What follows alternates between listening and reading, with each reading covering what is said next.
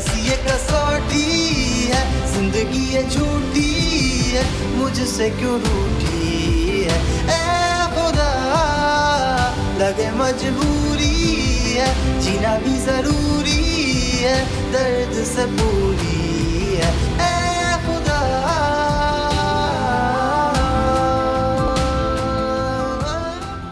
तुम्हें ये कोशिश करनी चाहिए कि तुम्हारी माँ तुम्हारे बाप के साथ रहे और तुम किसी भी खलिश के बगैर लोगों में उठो बैठो।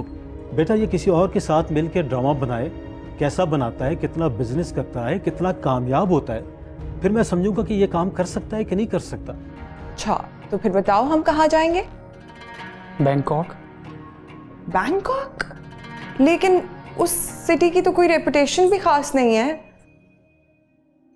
तभी तो जाना चाह रहे हैं हम। आप नूर बहादुर अंकल से डिवोर्स ले लें और पापा से हलाला कर लें। हलाला? जरूर बुलवाऊंगा और तुम अपनी एड़ी चोटी का जोर लगा कर रुकने की कोशिश करना, मत आना मेरे पास।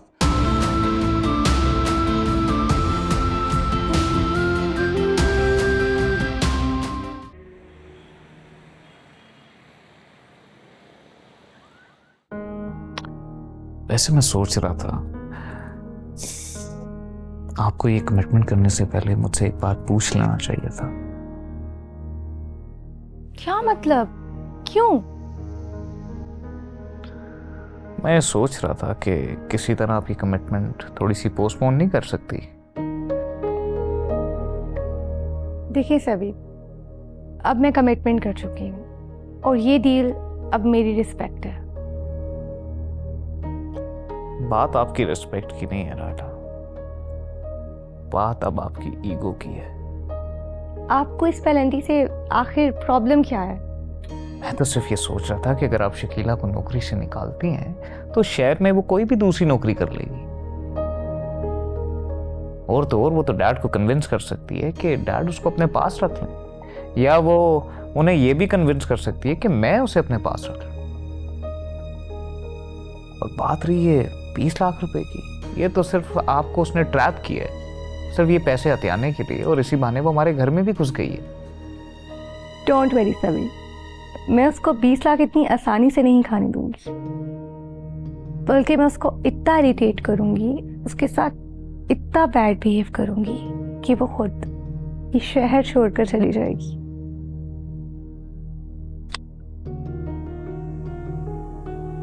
I hope what you're saying is true, और ऐसा ही हो। Let's see। अच्छा खैर छोड़ो, आज मैंने ये क्लिप निकाला था, मैंने कहा मैं तुमसे शेयर करूंगा।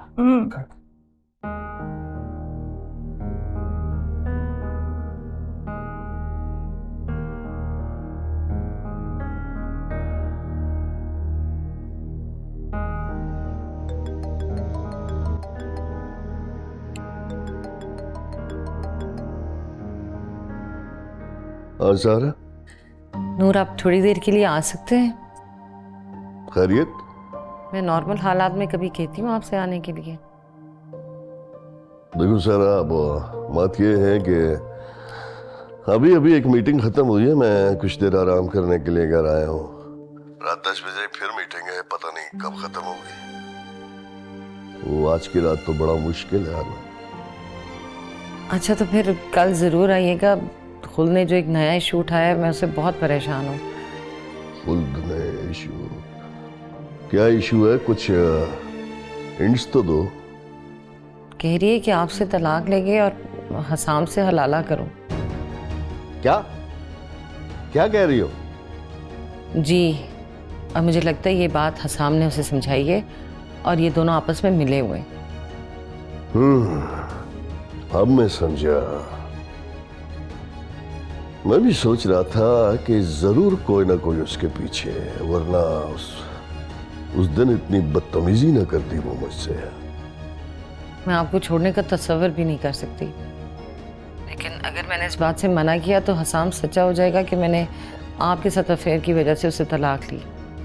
सारा सुनो कि मेरे और तुम्हारे बीच में अब दूरियां बहुत कम रह गई हैं, आधी से भी कम, क्योंकि जैन का रिश्ता तय हो रहा है। समझो कि तय हो ही चुका है। जैन की शादी के बाद हम दोनों इकट्ठे रहेंगे। आमीन। अगर कहाँ? अगर फौजिया मान गई तो इसी घर में, वरना किसी अलग घर में। लेकिन अब खुद को क्या जवाब दूं? सारा बेगम, अब ये तुम्हारे इम्तिहान का वक्त शुरू हो चुका है। वैसे भी लड़की को अपना घर, अपने माँ बाप छोड़कर अपने ससुराल जाना होता। जैन की शादी के बाद मैं और तुम दोनों मिलकर खुद की शादी धूमधाम से कर देंगे और फिर हम दोनों इकट्ठे रहेंगे। आपने हमेशा मेरे मसाइल चुटकी बजा के हल कर दिए और इस दफा भी इतना बड़ा बोझ सर से उतारने का बहुत शुक्रिया। Thank you. अल्लाह हाफिज। खुदा हाफिज। कौन किसके लिए नजात देंदा है सर बेगम? ये तो वक्त वक्त की बात है। क्या कहते हैं कि इंसान ही इंसान को मारता है और इंसान ही इंसान को।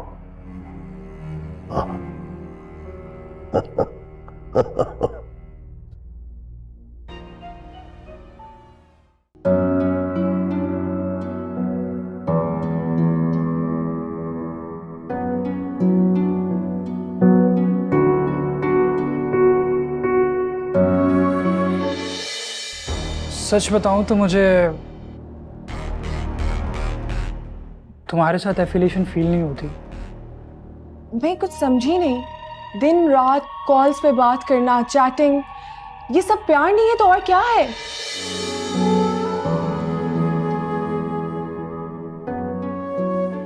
ज़ैन या फिर मुझसे क्या चाहता है? चलो मियाँ बीवी के दरमियान तो कुछ भी हो, मगर इसने तो मुझसे साफ कह दिया है कि ये एक अयाश लड़का है और शादी के बाद इसकी किसी किस्म की हरकत पे मैं कोई एतराज ना करूं और जलती कुर्ती रहूं। मामा को तो बस मेरी शादी एक बड़े स्टेटस वालों से कराने की पड़ी है, लेकिन रायला कभी भी इस शादी से खुश नहीं होगी।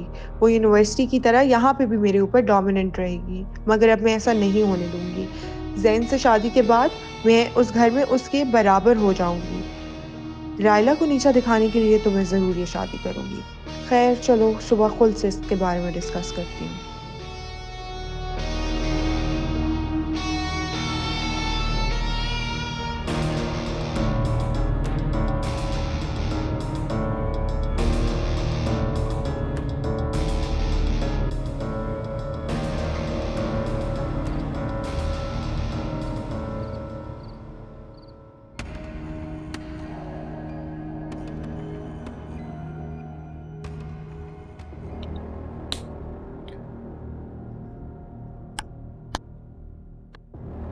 तुम्हारे पेट का दर्द ठीक हुआ है?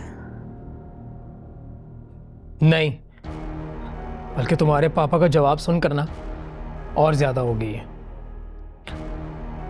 मैं तो सोच रही हूँ कि बाल से मिलने चलते हैं, उसके पास बैठ के ना कुछ मशवरे कर लेंगे। देखो रज़िया, मुझे ना तो बाल से मिलने की ज़रूरत है और ना ही उससे कोई मशवरा करने की। एक बार मिल लो ना, कोई तवीज़ गंदा इलाज मत करवाओ। उसके जो मोकलात हैं ना वो बड़े अच्छे मशवरे देते हैं। मैंने कहा ना Razia, I am not interested. और तुम भी खुदा के लिए इन ढोंगी लोगों पे पैसे ज़ाया करने बंद करो। ये लोग सिर्फ और सिर्फ इंसान की नफ्सियात और उसके कमज़ोर अकीदे के साथ खेलते हैं। लेकिन मैंने तो उसे खुद बहुत बार आजमाया है। मैंने कहा ना रज़िया, मैं मज़ीद इस टॉपिक पे बात नहीं करना चाहता। और बजाय बाल के टॉपिक पे बात करने के तुम ये सोचो कि तुमने अपने पापा को कैसे मनाना है, या शोबिस के अंदर कोई ऐसा लिंक निकालो जिससे हमारा काम आसानी से हो सके।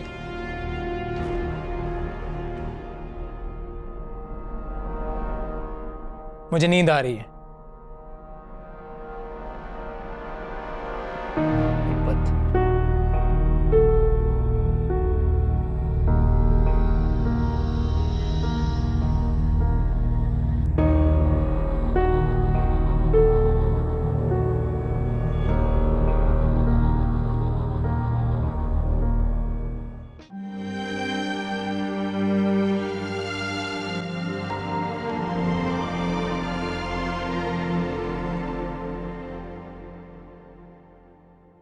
और ये मेरे अब्बू के लिए गर्मा गर्म चाय। ये ले अब्बू। अब अब्बू,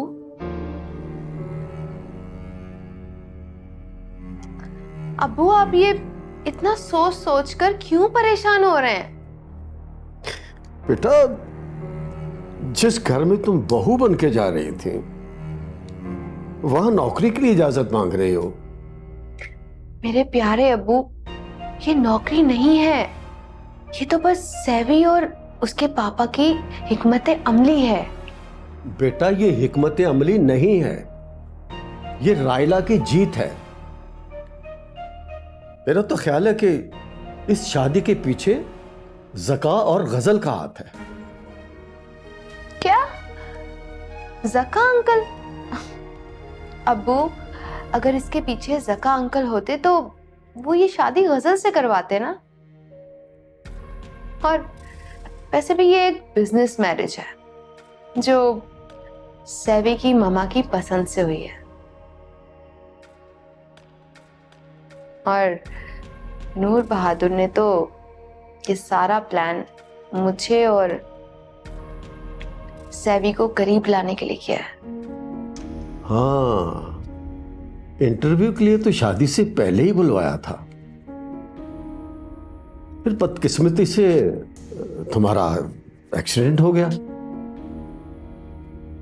शायद रायला ने करवाया। अब मुझे इन सब बातों से कोई फर्क नहीं पड़ता अब्बू।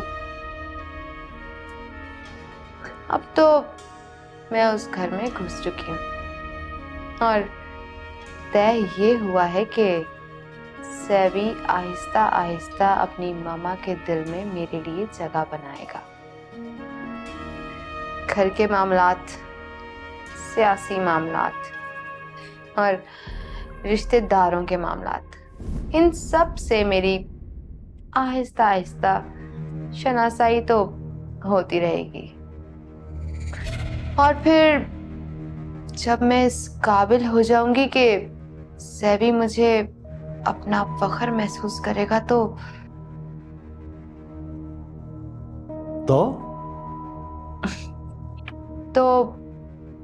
अब्बू, कहते हुए अच्छा तो नहीं लगता, मगर मेरे, सैवी और नूर बहादुर के बीच में ये तय पाया है कि रायला को तलाक दे देगा और फिर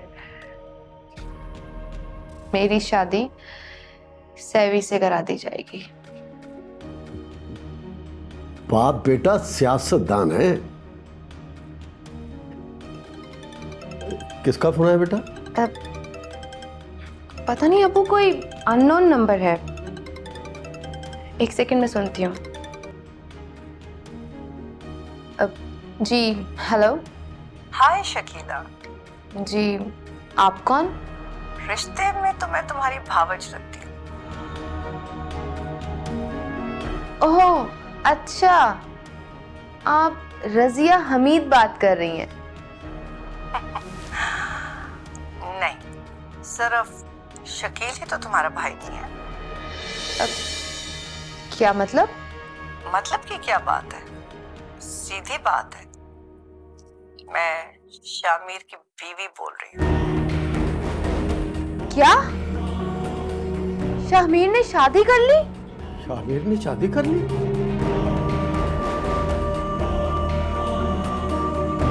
शामिर की बीवी?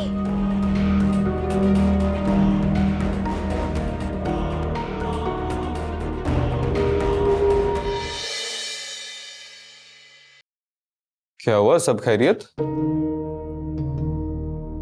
यहाँ क्यों बैठे हैं आप लोग और ऐसे क्यों घूर रहे हैं मुझे आप? तुम्हारे इंतजार में कमरे में इतना हब्स हो गया था कि घुटन महसूस हो रही थी। किसी औरत ने तुम्हारे साथ भोंडा मजाक किया है। मजाक इसलिए कह रहा हूं कि मुझे तुमसे ऐसी तवक्को नहीं है। किसने क्या कह दिया? कौन औरत? फीफी की कॉल आई थी।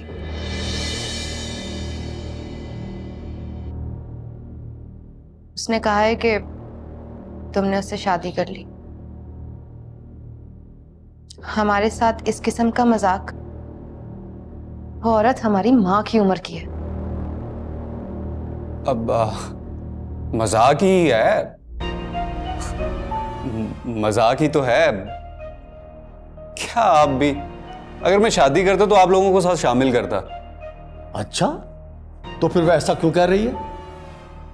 क्योंकि एक्चुअली वो इन्वॉल्व है। उसे कहो आईने में अपनी शक्ल देखे, बुढ़ी घोड़ी लाल लगाम। आप तो ऐसे कह रहे हैं जैसे फीफी को देख चुके हैं। मैंने अब्बू को उसकी प्रोफाइल पिक्चर दिखाई थी व्हाट्सएप पे।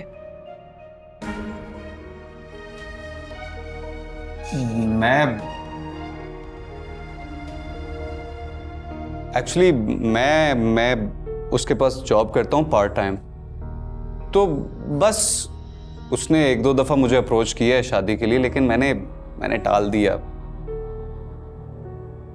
आज उसने बस ऐसे मुंह उठा के मजाक कर दिया होगा आप लोगों के साथ। वो एजिड औरत इस किस्म की छिछोरी तो नहीं लगी मुझे, जो इस तरह की बात मजाक में भी करे।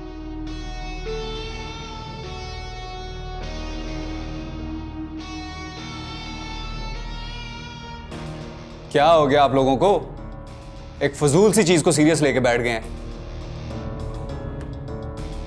और आज के बाद ना इस घर पे इस मौजू में कोई बात नहीं होगी। जो सच था मैंने बता दिया आप लोगों को। फजूल का एक तो इंसान थका आता है। बात तो सुनो। अब्बू आप रहने दें, शायद वो लिहाज और शर्म में एतराफ नहीं कर पा रहा, मगर उसकी हरकतें बता रही हैं कि ये सब बात सच है।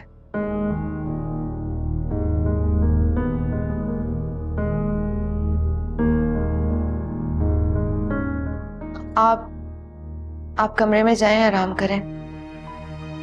मैं जाती हूँ उसके पास, बताती हूँ उसे कि फीफी ने और क्या क्या कहा है। आप बैठे।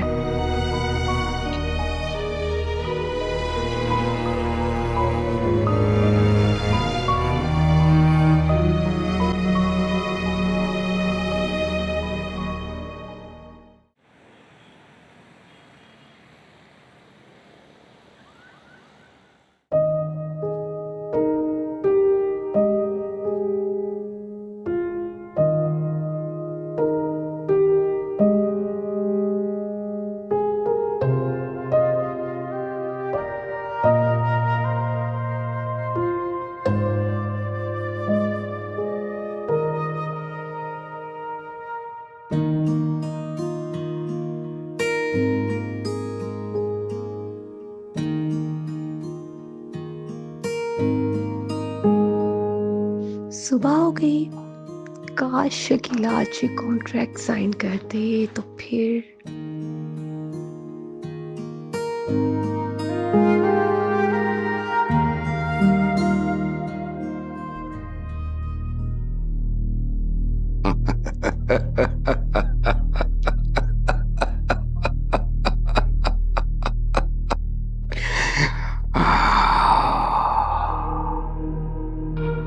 चले आओ, चले आओ, रुको मत,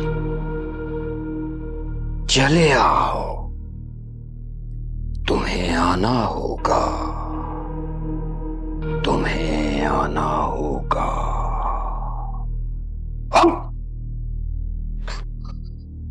आ जाओ, आ जाओ, चले आओ।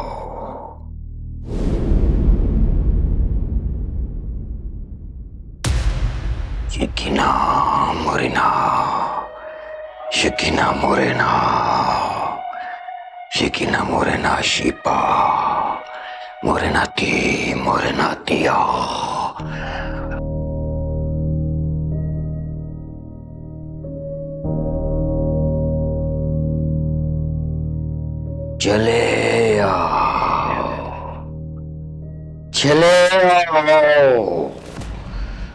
चले भी आओ।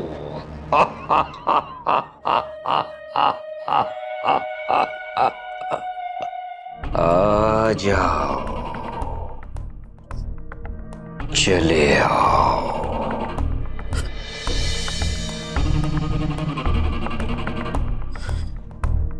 झूठे हो तुम, ढोंगी हो तुम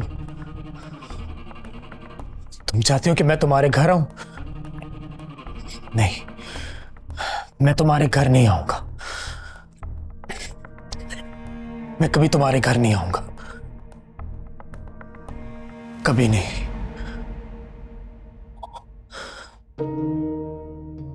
गुड मॉर्निंग। Good morning. बड़ा हौलनाक ख्वाब था। मुझे लग रहा है कि तुम्हारी तबीयत वाकई ठीक नहीं है। और तुम इतनी सुबह सुबह कहाँ तैयार होकर जा रही हो? देखो, अभी तैयार होना शुरू करूंगी तो 12 बजे तक रेडी होंगी ना। क्या मतलब? मतलब ये कि तुमने इंटरलिंक एडवर्टाइजमेंट एजेंसी का नाम तो सुना होगा। हाँ, हमारे मुल्क की बहुत बड़ी एक एडवर्टाइजिंग एजेंसी है वो। उसकी जो ओनर है ना, हुमा ज़का, वो मेरी जान पहचान वाली है। मगर उसका ओनर तो ज़का है। हाँ, तो हुमा ज़का की तो बीवी है। दोनों मियाँ बीवी मिलकर इस एजेंसी को चलाते हैं। अच्छा, तो क्या, तुम्हें मैं उनसे मिलवाऊंगी और मुझे डेफिनेटली यकीन है कि वो तुम्हें अपनी कमर्शियल में अच्छा काम देंगे। थैंक यू सो मच मेरी जान रज़िया। हाँ, मगर उसके लिए मेरी एक शर्त होगी। वो क्या? मैं तुम्हें हुमा ज़का से तब मिलवाऊंगी जब तुम बाल को मिलने मेरे साथ उसके घर जाओगे।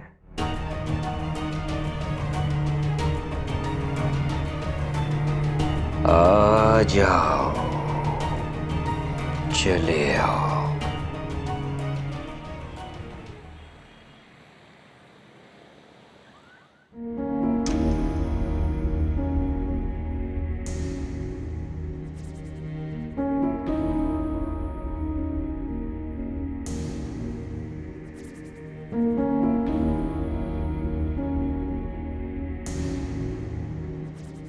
ठीक ही तो दुखी हो रहे थे मेरे अब्बू। इस घर में बहू बनकर मालकन की हैसियत से आना चाहती थी मैं, और देखो नौकर बनकर आ रही हूँ। खैर कोई बात नहीं, शुरुआत में आदमी के हाथ खाली ही होते हैं, दामन तो आहिस्ता आहिस्ता भरना शुरू होता है। एक दिन आएगा अब्बू जब ये दरवाज़ा मैं इधर से नहीं खटखटाऊंगी बल्कि उधर से आने वालों पर खोला करूंगी, और वो भी घर की मालकन की हैसियत से।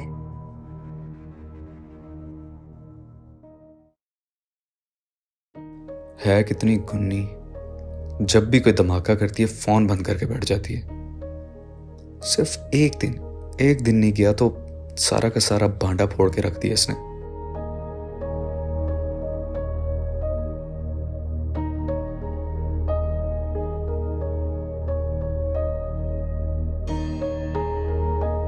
यहाँ से सीधा गजल के पास जाती हूँ, उससे कहकर सवी की माँ का नंबर लेती हूँ। मैंने सोचा था मामा और नूर बहादुर के ताल्लुक में आखिरी धमकी है, मगर नूर बहादुर ने सवी को काबू कर लिया। यहां से सीधा फीफी के पास जाऊंगा, लेकिन क्या करूं, फीफी से बात बिगाड़ भी नहीं सकता। कुछ भी हो जाए मुझे हर हाल में अपनी खुल्द को पाना है। अब मुझे इस रिश्ते को अखबारों में उछालना है। मुकर्रब खान को भी इस नूर बहादुर ने मुझसे मिलने से मना कर दिया है। अब कौन है जो इस मामले में पूरी तरह मेरा साथ देगा?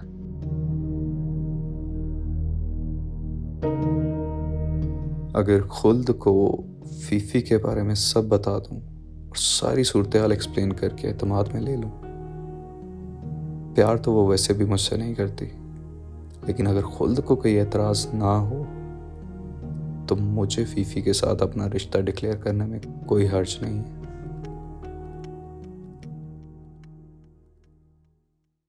शामिर, हाँ वैसे कहीं ना कहीं हम दोनों बिल्कुल एक जैसे हैं। पता है, मुझे कभी कभी ऐसा फील होता है कि सिर्फ हम एक दूसरे को जानते नहीं, बल्कि हमारी रूहें भी जानती हैं एक दूसरे।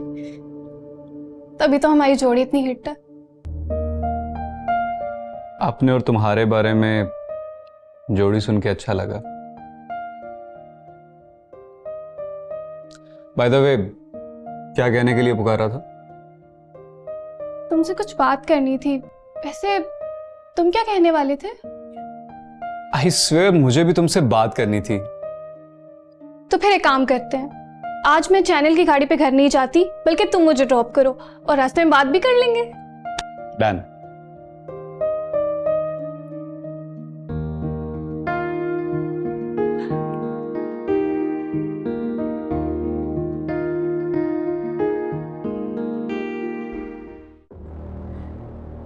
हरगिज नहीं रजिया, ये मेरे ईगो के खिलाफ है। ये एक वकार की बात है। क्या हो गया शकील? एक बाल के घर जाने से तुम्हारी ईगो और वकार बीच में कहां से आ गया है? मैंने कहा ना रजिया, मेरा दिल नहीं मानता। और ये जो तुम बहस कर रही हो ना। अच्छा बस, अब तुम कह दो कि ये भी सब वो जादू से करवा रहे हैं।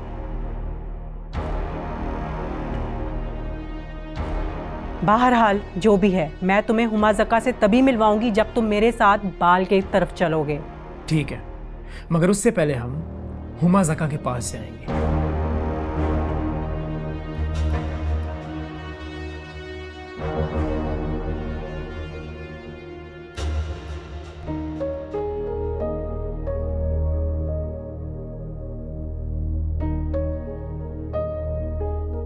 जानबूझ के टाइम वेस्ट करवा रही है।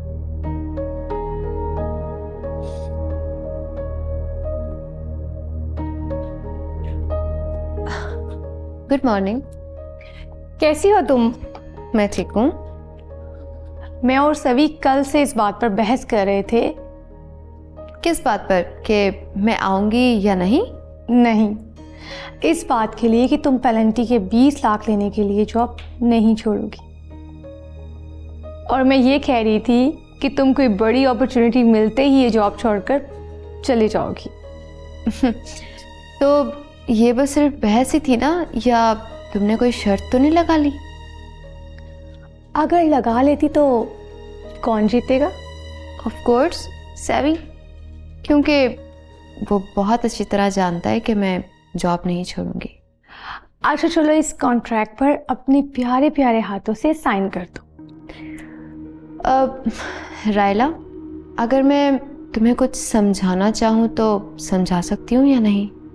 हाँ, क्यों नहीं। तुम तो मेरी बेस्ट फ्रेंड हो और मुझे गलती करता देखकर तुम टोक भी सकती हो। गुड।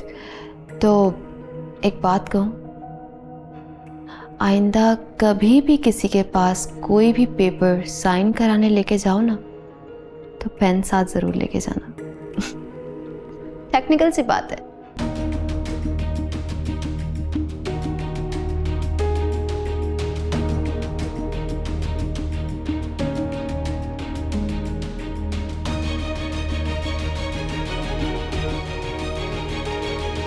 और तुम्हें शायद ये नहीं पता कि एग्जेक्टिव लेवल के लोग कभी भी साइन नहीं करवाते, ये उनके वर्कर्स का काम होता है। लेकिन फिर भी जता दो अपनी काबिलियत। आखिर तुम्हें मैंने ही बताना है कि तुम्हारी औकात 2 कौड़ी से ज़्यादा की नहीं।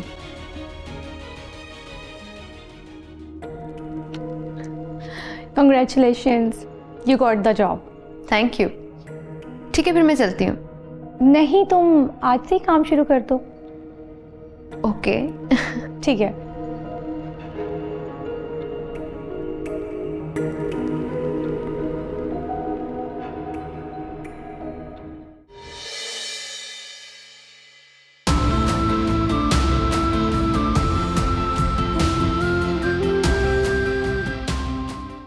दौलतमंद बनने के लिए मैंने इस शहर के जितने भी दौलतमंद लोग थे ना, उन सब तक रसाई हासिल कर ली है, और एक दौलतमंद औरत से खुफिया निकाह भी कर लिया। क्या निकाह? लेकिन किससे? इस लबोलजे में बात नहीं हो सकती। मुझे भी नहीं करनी बात, और अब तो बिल्कुल नहीं करनी, क्योंकि मेरे बाबा दोबारा शादी के लिए मान गए हैं। वो राजी हो गए मगर मैं राजी नहीं। और आपके इनकार की वजह ये शख्स है ना? ये सारे काम तो मासी भी कर सकती है ना? हाँ, कर तो सकती है, मगर मासी पे भरोसा नहीं किया जा सकता ना। अब ये सब इतना एक्सपेंसिव है। मैं जानती हूँ तुम दोस्त हो, चोरी नहीं करोगी। ये जो घर है ना, ये आपकी बीवी का नहीं है, मेरे बाप का दिया हुआ है।